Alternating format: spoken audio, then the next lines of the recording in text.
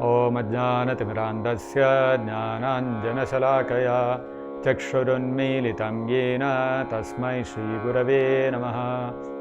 Nama Om Vishnupadaya Krishna Presthaya Bhutale Srimate Bhaktivedanta Swaminiti Namine Namaste Saraswate Deve Gauravani Pracharine Nirvishesha Shunyavadi Paschatya Deshatarine Jai Shri Krishna Chaitanya Prabhu Nityananda Shri Advaita Gadadhara Shri Vasadi Gaura Bhakta Vrinda Hare Krishna Krishna Krishna Hare Hare Hare Rama Rama Rama Hare Hare Mukam karoti vachalam pangum langhayate girim Yat kripatamaham mande Shri Gurum Dinataranam. Hare Krishna and welcome back to today's episode of the Mahabharata. In the previous episode, we saw how the Pandavas had won the hand of Draupadi, and Arjuna, having won the hand of Draupadi, when they went to, all the Pandavas took Draupadi to Kunti Devi, Kunti Devi asked them to share the gift that they all had all got amongst themselves, and that is how the Pandavas, all the 5 Pandavas, married Draupadi. Now the Pandavas' cover was blown. So what was the reaction in Hastinapura? Today's episode we will start with the story of a forest called Indraprastha. This Indraprastha, in today's days, if you look at it, stretches from Sonipat in Haryana to about Faridabad, again in Haryana, crossing modern day Delhi. This area 5000 years ago was totally uninhabited. It had forest in many places, and some places it was like a barren land. This Indraprastha is on the western bank of the Yamunaji. This Indraprastha was a forest which was overseen by Indra, by Lord Indra. Lord Indra was the lord of that particular forest. And this forest, in some places wherever it was very thick in vegetation, it had many trees, plants, some ponds, all kinds of animals, reptiles, birds, all kinds of flora and fauna were there. This forest also had many herbs which were very beneficial in curing many ailments. That was something which was special to the Pandava forest. Now once it so happened that Agni Dev, the demigod of fire, he was suffering from some ailment, and he was advised to consume the herbs in the Pandava forest to cure himself of the ailment. Normally, if we fall sick, we go to some Ayurveda doctor. He will give some preparation made from some herbs.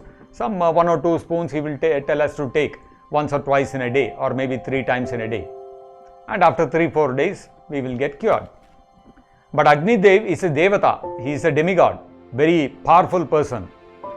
For his ailment, so he is a very powerful person, so his ailment will also be equally powerful. So for him, 1 or 2 spoons of herbs would not suffice. He was advised to consume all the herbs within that Indraprastha forest. Agni Dev understood that if he has to become free from his ailment, he has to consume the herbs in the forest. Now, Agni's or the Lord of Fire's consumption is not like our consumption. We will take something powder or make a paste of it and we will swallow it. But when Agni wants to swallow something, he will set fire to it and the flames will consume whatever food is required to be offered to Agni Dev. Naturally, that is the way Agni Dev consumes food. we consume food by swallowing, Agnidev consumes food by engulfing it in his flames. Now Agnidev wanted to, in other words, Agnidev wanted to burn down the entire Khandava forest, which was not acceptable to Indradev, and Indradev did not give him permission.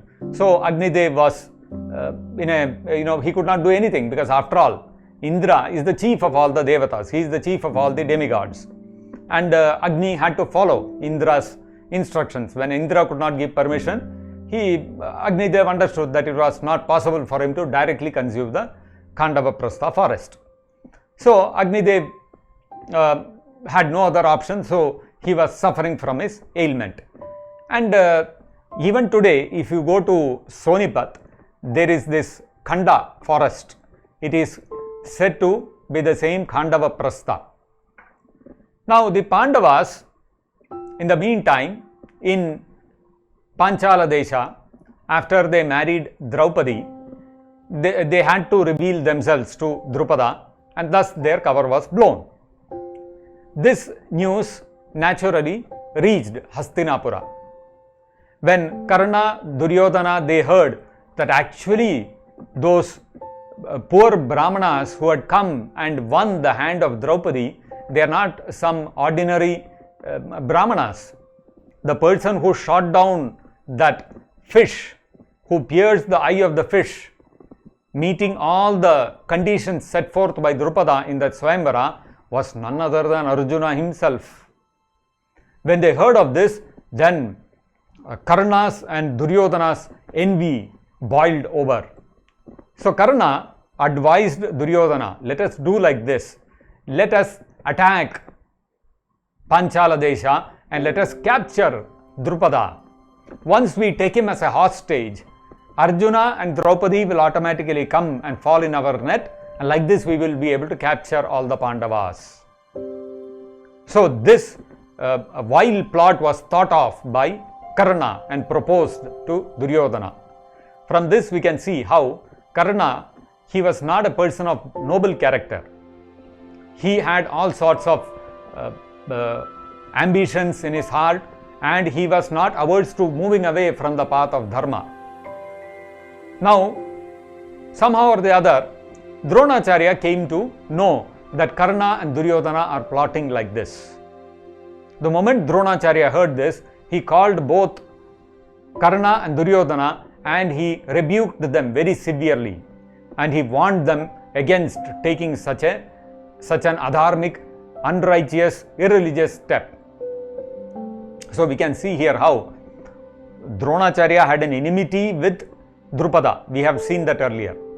But still, when Karna proposed to Duryodhana to surreptitiously, to clandestinely attack Drupada in an unrighteous manner against the codes of warfare, against the codes of dharma, and take him hostage, Dronacharya opposed it very heavily.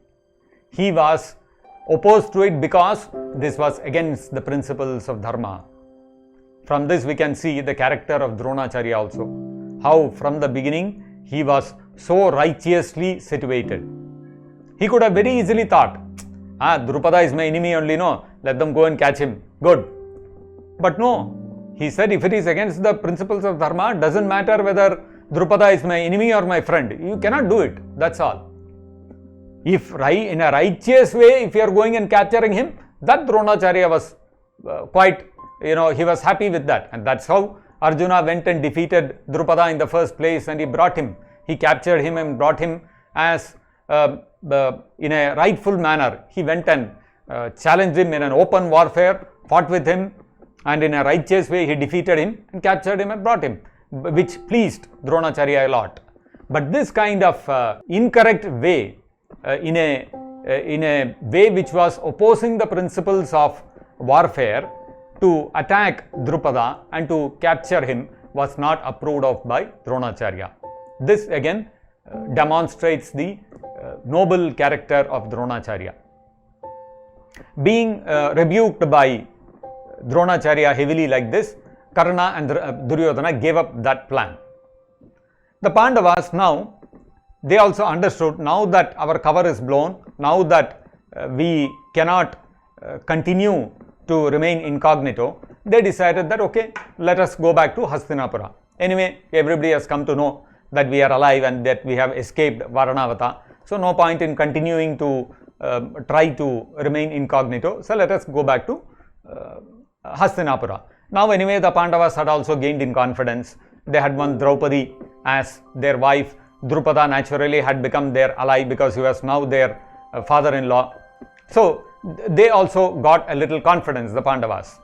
And so they came back to Hastinapura. When they came back to Hastinapura, they were very well received. Bhishmadev was extremely happy. Dronacharya was also very glad to know that his dear disciple Arjuna as well as the rest of the Pandavas have not died, but they are still alive. And Vidura, of course, was naturally very happy. Although he was aware that the Pandavas had escaped, still he was very happy to see them come back, to return to Hastinapura. Gandhari was also very happy. Dhritarashtra, Karna, Duryodhana, although externally they showed as if they were happy that the Pandavas had come back, still internally they were all boiling. Oh my God, what to do? Our plan failed. Somehow the Pandavas have escaped. Now having coming back to Hastinapura, the Pandavas thought, they discussed amongst themselves, and they felt that they had now sufficiently grown up and they were capable of taking the reins of the kingdom. Thinking like this, Yudhishthira and all his other younger brothers, they approached Dhritarashtra, because Dhritarashtra was looking after them and he was practically like a father to them. Yudhishthira and the Pandavas approached Dhritarashtra and they submitted very humbly before him that, oh uncle, we have now grown up, and as Kshatriyas it is our duty to rule over a kingdom. So therefore we are humbly requesting you to give us some piece of land to rule over. You see how the Pandavas are so humble, they are of such wonderful character. Actually, the throne of Hastinapura was their rightful property. By the rules of the Vedas, Pandu had become the emperor, and naturally his children, and especially because Yudhishthira was elder to Duryodhana too, Yudhishthira got the right to ascend to the throne. The Pandavas could have very well gone and demanded, oh Dhritarashtra, oh uncle, now we have grown up, please step down from the throne and hand over the throne to us. There would have been nothing wrong in that. But the Pandavas were very sensitive to Dhritarashtra's feelings. They knew that he was too much attached to the throne, and therefore they did not outrightly demand to occupy the throne of Hastinapura. On the other hand, they humbly submitted, please give us some kingdom to rule over. Now, what should Dhritarashtra have done? Dhritarashtra should have immediately accepted, put Yudhishthira on the throne, and he should have stepped down. Especially when he knew that Yudhishthira was very popular amongst the citizens. Even Bhishma Deva, Dronacharya, all the elders, including Vidura, they all wanted to see Yudhishthira sit on the throne, because Yudhishthira was very, very renowned for his righteous approach and his determination to follow dharma. He had never uttered a lie in his life. Such was the stature of Yudhishthira. Therefore, everybody was looking forward to Yudhishthira becoming the emperor, because everybody knew with his ascension to the throne, there would be a lot of welfare activities for the citizens, and there would be a lot of prosperity in the kingdom, and all the citizens could expect plenty of guidance on the path back to Godhead, on the spiritual path. So everybody was looking forward to Yudhishthira's becoming the emperor. And so Dhritarashtra was well aware of all this. He should have stepped down and made Yudhishthira the emperor very honorably. But what did Dhritarashtra do? The moment the Pandavas came and submitted humbly before them, Dhritarashtra told them, oh yes, Yudhishthira, you have to now become the king. So please come, sit down. I will coronate you. I will make you the king. And then what did he do? He called all the priests, everybody made the rituals, and he said, now I am declaring that you are the king of Indraprastha. Instead of making Yudhishthira, the emperor of Hastinapura, he handed over a barren piece of land, a forest land, over to Yudhishthira and told him, you become the king of this land. It was practically uninhabited. There were no people. There was only a forest and with some patches of open spaces, which Dhritarashtra very generously handed over to Yudhishthira. Now Yudhishthira and the Pandavas could have very well objected. They could have said, no, what is this? You are giving us Pandava-prastha, useless piece of land. We have to rule over. Means ruling over is not some just piece of land. You need citizens, you need human beings. Give us some other city or some other state or some other kingdom. They could have very well asked. But then Yudhishthira, he was a person who had a lot of gratitude in his heart, which is again a great quality to be found in Yudhishthira. He thought, no, Dhritarashtra is practically like our father. He has reared us, he has brought us up, he has protected us when we were children and there was nobody to take care of us and we were very, very vulnerable. At that age, he took good care of us. So therefore, whatever he says, he is like whatever my own father is ordering me.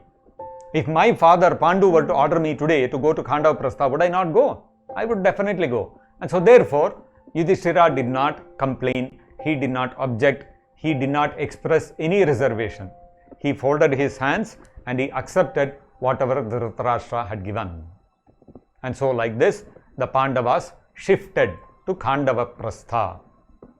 So they came to Pandava-prastha in a place where there was a little, it was not such a densely wooded area on the banks of the Yamuna. And they slowly built a small city. And because this Pandava-prastha was under the control of Indra, they called this place Indraprastha city.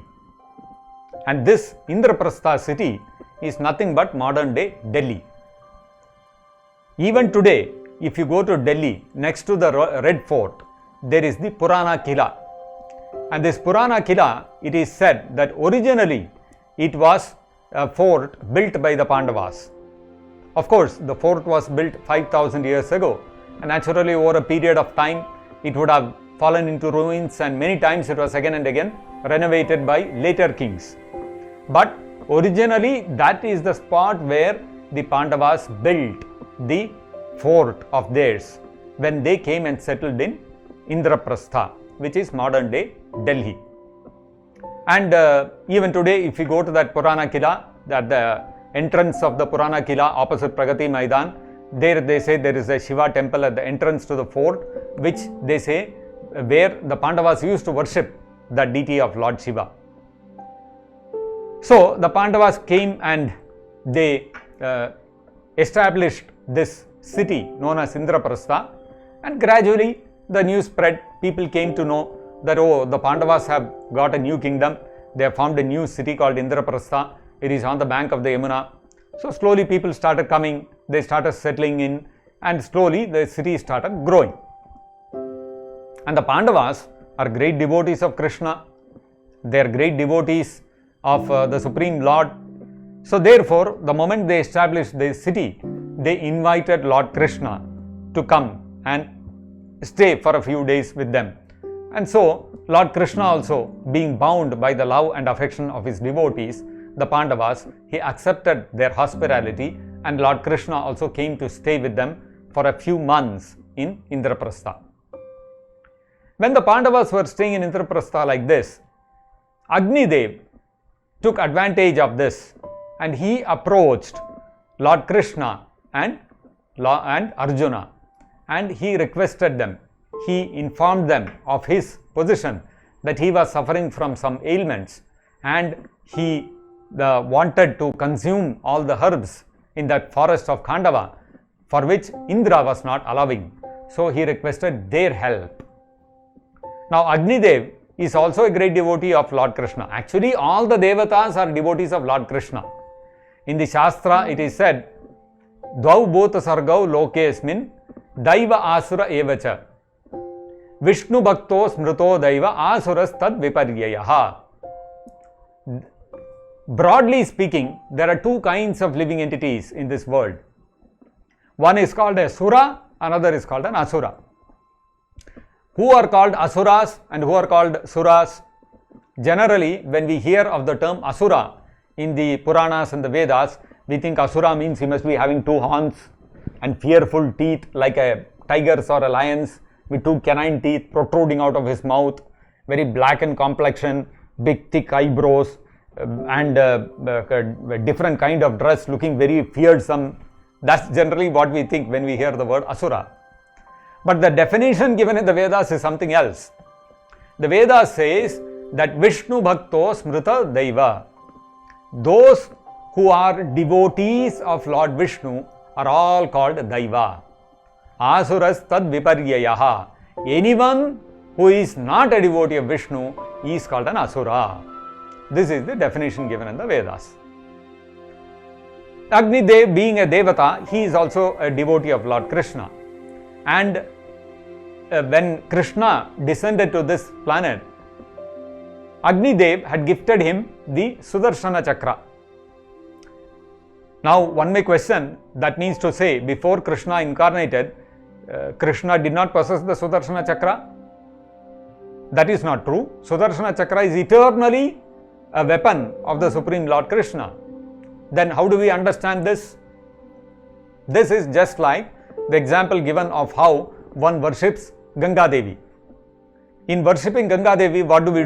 We go, take a dip in Ganga, take a little water, we cup our hands and take a little water of the Ganga, and we offer some mantras in her glorification, and then we offer that same water of Ganga back to Ganga Devi. And this is the way of worshipping Ganga Devi. So, the water is taken from Ganga Devi only, and you are offering it back to Ganga Devi. That's the way of offering, that's the way of worshipping Ganga Devi. Similarly, Sudarshan Chakra is always the weapon of the Supreme Lord Krishna. But when the Lord incarnates in this material world, Agni Dev presents that same Sudarshana Chakra back to Krishna. And in this way, he worships Lord Krishna. So, because Agni Dev had gifted Lord Krishna that Sudarshana Chakra, and because he was a devotee of Lord Krishna was inclined to help Agni Dev in his consumption of the Pandava forest. And so, Arjuna, because he is a devotee of Lord Krishna, and when he saw that Krishna wants to help Agni Dev, he also got ready and he said, yes, I will also come with you and I will also help you to consume the Pandava forest. And so therefore, Krishna for the first time became the charioteer of Arjuna. And Arjuna took up his bow and arrow and he sat on the chariot, and along with Agni Dev, they set out to the forest portion of Indraprastha. Now, Indradev was opposed to Agni Dev consuming the Indraprastha forest. So, when Agni Dev set out to consume the Indraprastha forest along with the support of Krishna and Arjuna, what was the response from Indra and what happened there? Please join us in our next session of the Mahabharata to know about this. Thank you. Jagat Guru Srila Prabhupada ki jai. Nitai Gaur Premanande Hari Hari Bol.